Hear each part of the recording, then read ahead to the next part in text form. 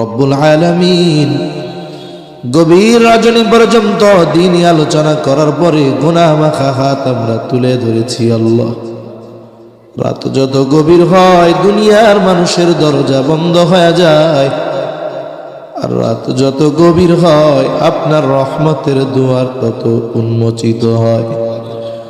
আল্লাহ, আমরা গুনাহগার, আপনি গফফার। আয় আল্লাহ, আমরা গুনাহ করতে ভালোবাসি, আপনি ক্ষমা করতে ভালোবাসেন।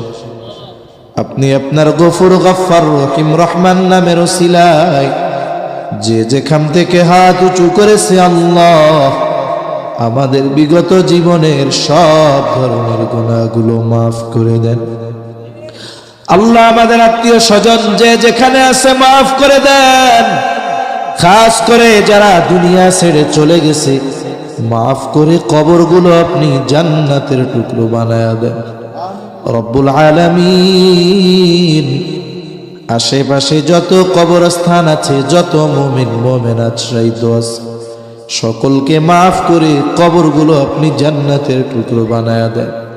আয় আল্লাহ, খাস করে অত্র প্রতিষ্ঠানের জন্য জমিদাতা এই মসজিদের পাশে শহীদ আছে আল্লাহ রব্বুল আলামিন, তাদের মাফ করেন, জান্নাতে উচ্চ মাকাম আপনি তাদের দান করেন রব্বুল আলামিন। যারা অসুস্থ সুস্থতা দান করেন আল্লাহ রব্বুল আলামিন। আমাদের ইসমাইল ভাইয়ের সন্তান অসুস্থ, সুস্থতা দান করেন।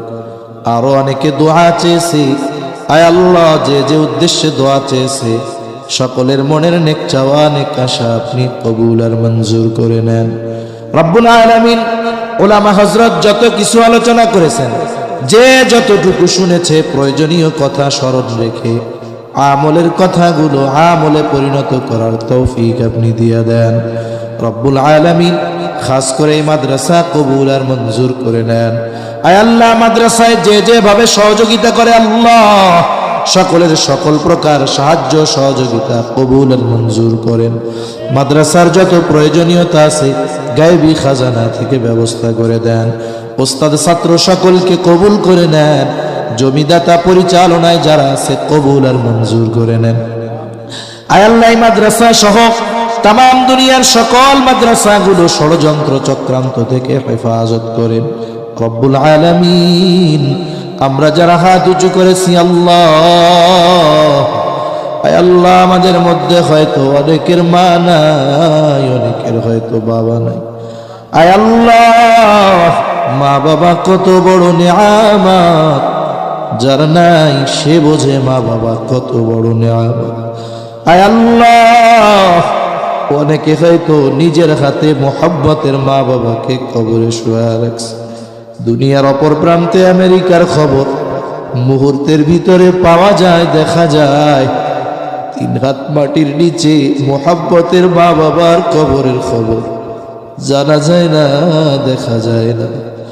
আয় আল্লাহ, গুনার কারণে যদি কারো মা বাবার কবরে আযাব হয়, আয় আল্লাহ, উলামায়ে কেরাম আছেন, তালিবুল ইলম আছে, আপনার নবীর ভাষায় পৃথিবীর শ্রেষ্ঠ মানুষ হাফেজে কোরআন আছে আল্লাহ, কোরআনের ওস্তাদ আছে, শিক্ষক আছে, ছাত্র আছে।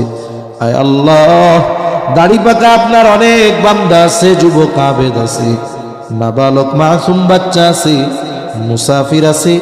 যাকে পছন্দ, যার আমল পছন্দ, তার আমলের ওসিলায় ওই মা বাবার কবরের আযাব আল্লাহ আপনি মাফ করে দেন।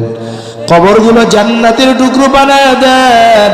কিয়ামতের দিন হিসাব সহজ করে জান্নাতের ব্যবস্থা করে দিয়ে আয় আল্লাহ, যাদের মা বাবা বেঁচে আছে এই নেয়ামতগুলোকে সুস্থ দীর্ঘ নেক হায়াত আপনি দিয়া দেন রব্বুল আলামিন।